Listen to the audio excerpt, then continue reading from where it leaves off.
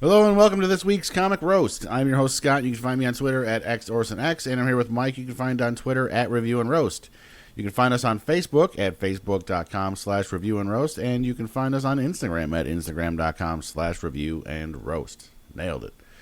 Today we are moving right along with the Hunt for Wolverine series with Mystery in Madripoor number 3. Check out this synopsis. Madripoor's secrets are worth killing for, and if Kitty Pride fails to uncover them, another X-Men will die. Has Domino's luck finally run out? What was the Sotiera Project? That's it. It's awfully short. There's not much more in the book either. I was like, Jesus, this is like a sentence and a half. I love it. Yeah, the book doesn't even explain anything as to like what's going on right now. Circles the globe in search of a listener. Can you hear me now? Can you hear me now?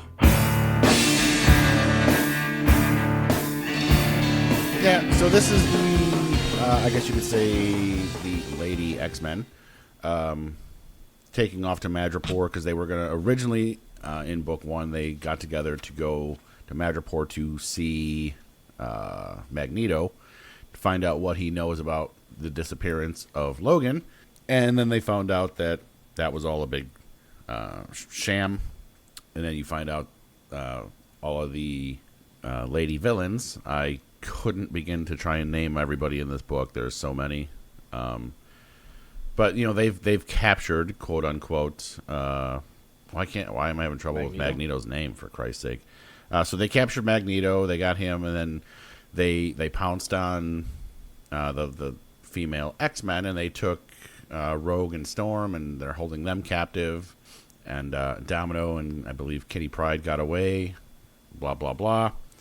So this one is picking up where, well, in the end of the last one, you found out they're trying to launch some satellite into space or some crap. And they had kidnapped one of the guards to, hey, take us to the compound and show us like the deal.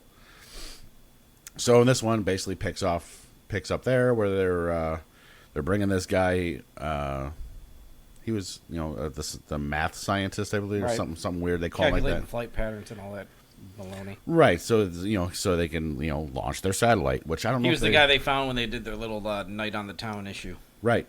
Oh yeah. So did they ever get to the reason why they're launching the satellite?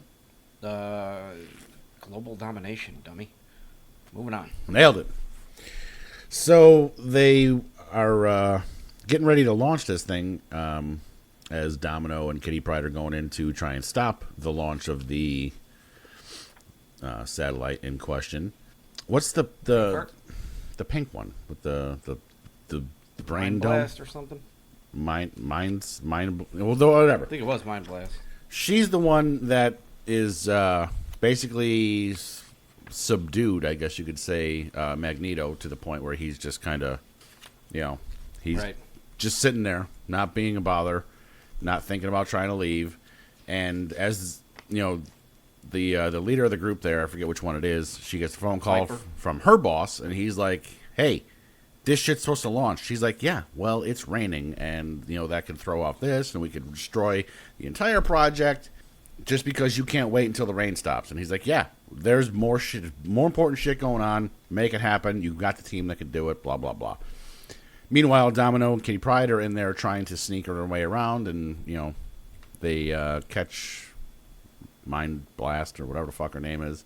Yeah, Jubilee and Rogue are the ones that make big moves. Did Storm die? No, then? Domino goes with the math guy to the launch pad. Right. Remember? Yes. Storm was still MIA. Yeah, her and I think Kitty are still or no. Storm and Rogue are still locked up. Right. Kitty's with Jubilee taken out, and they get cornered by Mind Blast and Knockout.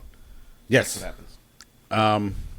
Now, which one? Because Kitty is the one that phases through Mind Blast to disrupt her circuitry, therefore rendering her basically just a brain jar.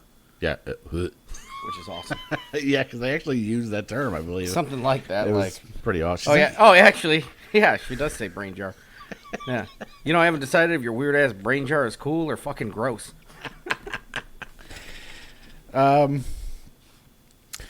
So, who is the one on the villain side that has like the rogue-esque powers? See, where she eats the souls. Sapphire. Sapphire, She's yes. the one that is in the fight with the soul of Wolverine, which I found super annoying. Really? Yeah, I didn't like it very much. Are we sure it was the soul that was like? It's the something. Yeah, it was very It's weird. super unexplained, and not that I don't get it. I get what you're sort of trying to do, but like, I mean, help me out here. Well, here's the thing. I'm not gonna say There's a lot of shit going on in this episode for you to be like just throwing out a pink Wolverine, hacking and slashing a bitch, right? And everybody else is like, "Oh, what's going on?" And then somebody else sort of sees him, but the other people still don't see him. But Viper could see him then, or something. Like that got a little weird to me because at first I thought it had something to do with Mind Blast's energy being disrupted because that seemed to have been when Viper like freaked out. I'm thinking that was Viper. But anyways, yeah, but then she was like, is that Wolverine? But how come the other one that was still like pointing the gun, and I don't remember which one that one was. Yeah, because Viper is right there. Oh, no, that's not Viper. That's the other one. That's Whiplash. Whiplash thinks she sees Wolverine. She says, is that Wolverine? And then Viper is the one that was like, there's no one here, you crazy bitch. You know what I mean? So it's like, what? Okay, like, seriously? What's happening right now? Yeah, it was very strange. I mean, if Sapphire is, to keep up her powers and stuff, she has to, quote-unquote, eat somebody's soul, so she has, I don't know, I guess siphoned off a fucking Wolverine in the past. He exists inside of her in some form. But why now? Right, and then they sort of allude to towards the end that she's still storing them all, and there's some type of soul explosion about to happen, which, like, we might be overdoing it on Sapphire right now, but they overdid it in the issue with Sapphire, yes, in my opinion. So it's like, I get it, but I don't really get it. I get where you're trying to sort of do, but I don't get how you're doing it because it doesn't really make a whole ton of sense. Yeah. You know what I mean? And this issue, also, I take issue with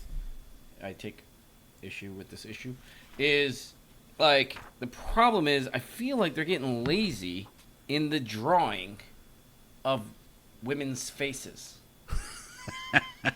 Everybody literally looks the same, except some are pale, some are not, some have blonde hair, and some don't. But, like, they're all making the same, like, face. Yeah. Like, in every single... Like, dude, here. 1, 2, 3 on that... 4. 1, 2, 3, 4 on that page.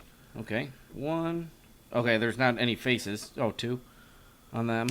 Yeah, I mean, like, literally every time everyone's like, like, just imagine, like, sounding out A. You know what I mean? Like, that's what, like, here.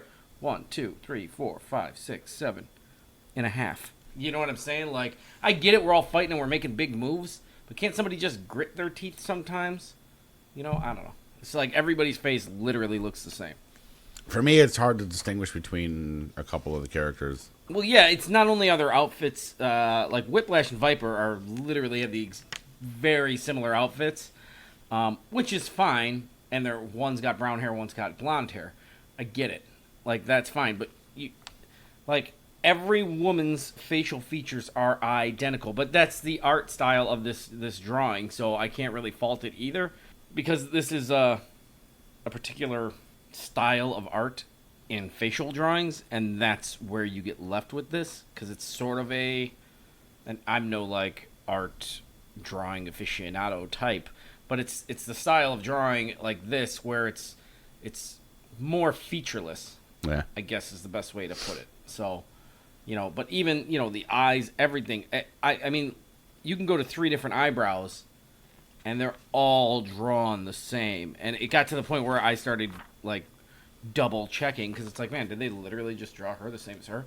Like, some have blacked out eyes, but it's like, whatever. That's like, the one that confuses me because for like half of those, I thought that was Domino. Oh, yeah, Domino only has the one. I just thought it was like in the dark. But, like, yeah, and, like, some of them, they but then that's what they do on a lot of these. They black out, like, one eye as shadowing But it's like, yeah, dude, like you're also in a Domino comic too right now, so you can't be doing that every 3 seconds when you're drawing everybody the same. I don't know. Especially when there's me. more than one pale person. So after I just like ripped this thing to shreds, I do like Bloodlust though, the one that fought Domino on the pad, because they were kind of like talking shit to each other. You know what I'm saying?